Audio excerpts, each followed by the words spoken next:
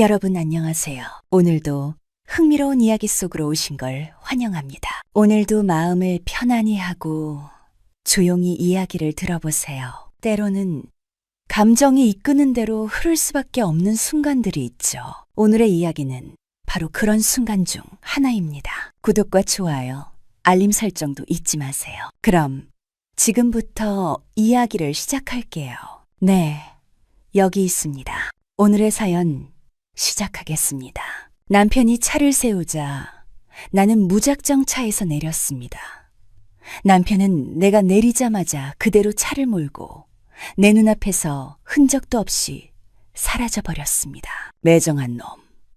내가 지랑 결혼한다거나 좋다고 결혼만 해주면 손에 물 한 방울 안 묻히고 살게 해준다는 그 좋은 배경의 남자들 다 부리치고 결혼해줬건만 결혼을 하고 나니 내가 우선이 아니라 시댁이 우선이고 그 중에서도 제사가 최우선인 사람이었습니다. 아무리 조상님이라지만 죽은 사람한테 뭐 그렇게 정성을 들이는지 지 마누라인 살아있는 나한테는 이렇게 개똥처럼 대하면서 말입니다.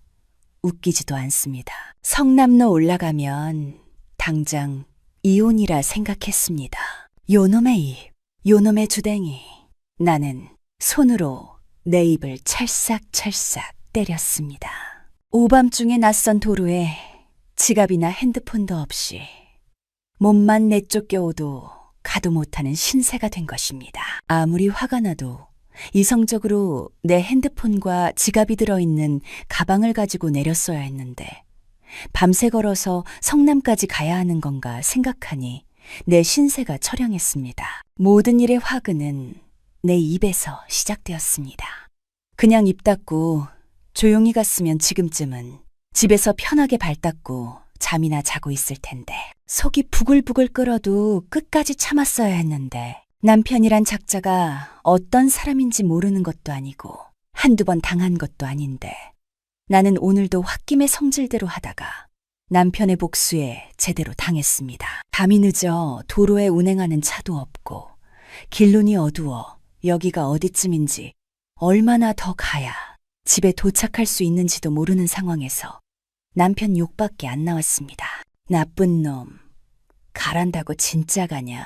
한참을 걷다가 지쳐 길가에 앉아있던 나는 멀리서 반짝이는 불빛을 보고 히치하이킹을 해야겠다고 생각하고는 벌떡 일어났습니다. 10톤 트럭이었습니다.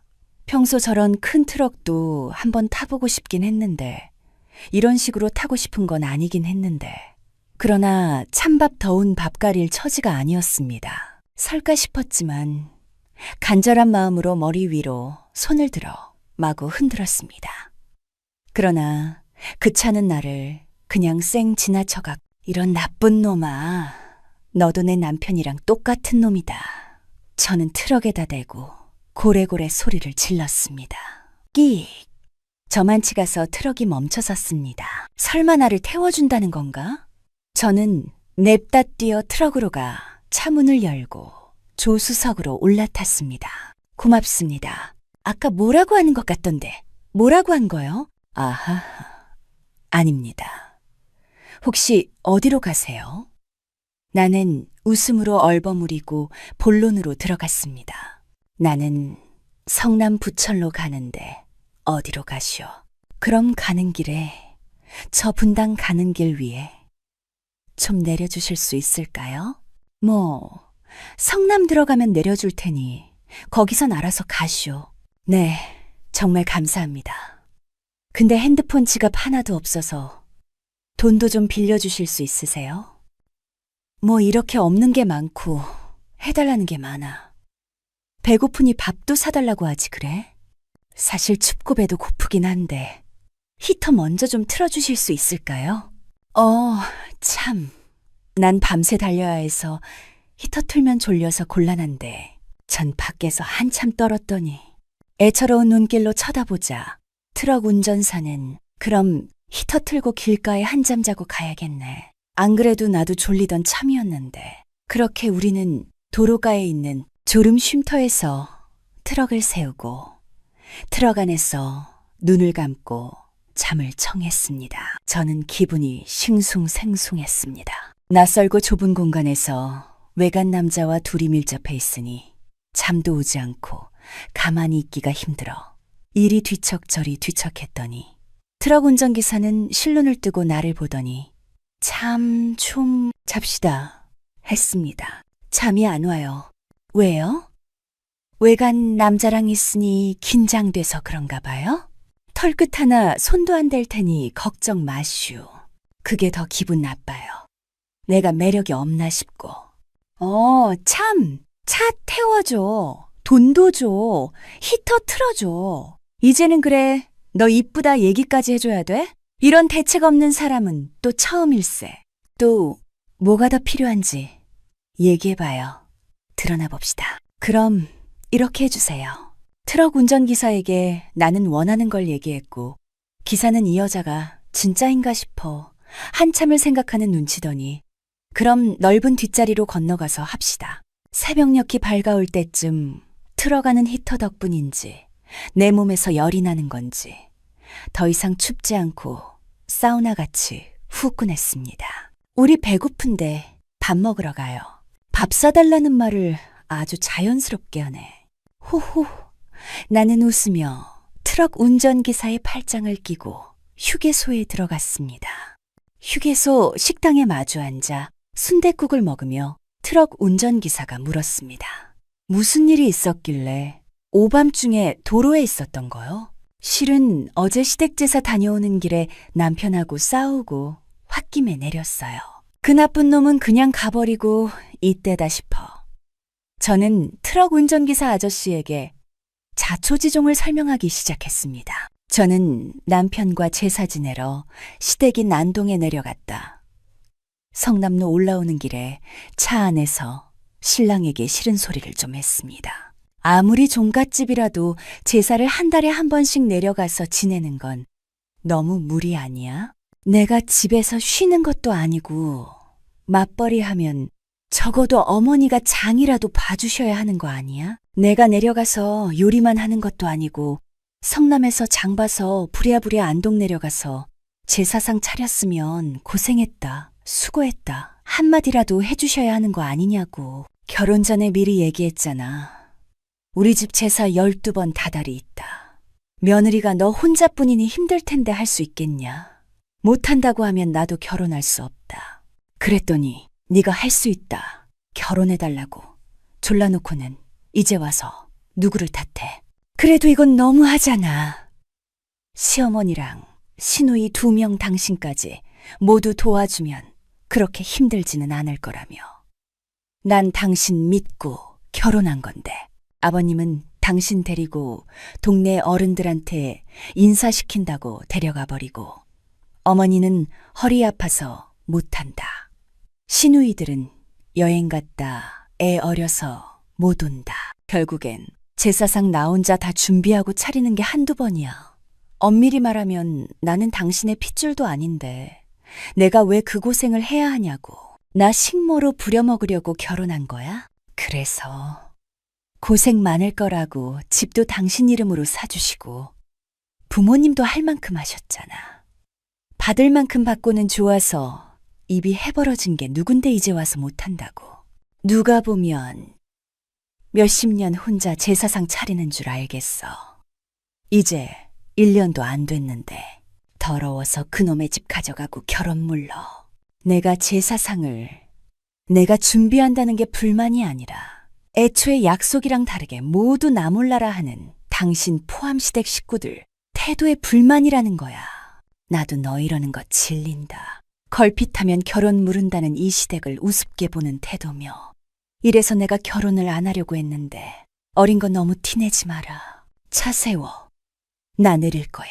자초지종을 다 들은 트럭기사는 무슨 말을 하려고 입을 옴짝하다가 그대로 입을 꾹 다물었습니다. 표정을 보아하니 분명 네가 잘못했네 라는 뉘앙스로 한마디 하려다 괜히 참견해서 일 키우고 싶지 않았는지 그냥 그랬구먼 하고 고개만 끄덕이고 말더군요.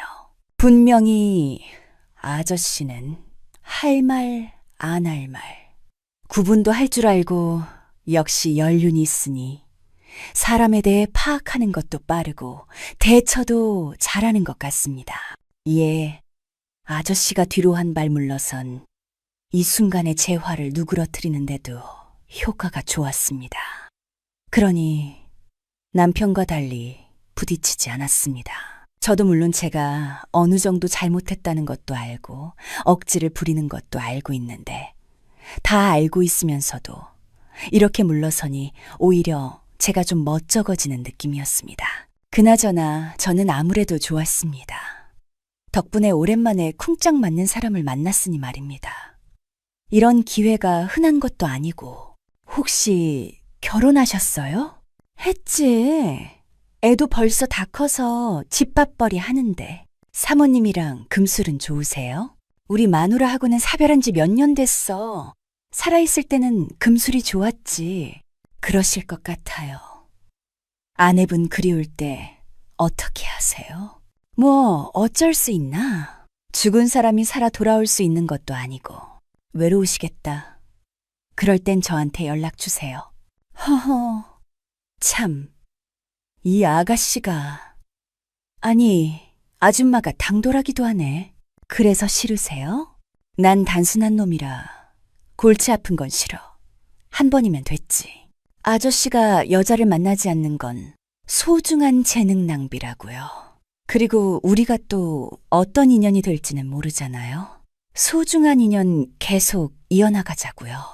혹시 집안에 제사 지내세요? 아니, 난 안 지내. 나는 막내라. 우리 형님이 알아서 지내지. 형님도 그냥 간단하게 기도만 하시지. 나만 그냥 아내, 기일날 아내 좋아했던 것만 몇 개 밥상에 더 넣지. 저 어떠세요? 무슨 말이야? 오늘 처음 봤는데 내가 아가씨를 어떻게 알아? 저는 아저씨 너무 좋은데 이대로 헤어지기는 너무 아쉬운데 여기 앞에 있는 전화번호로 연락드리면 되죠? 전화 드릴게요. 자주 만나요, 우리. 트럭에 타고 기사가 시동을 걸고 출발하려고 하자.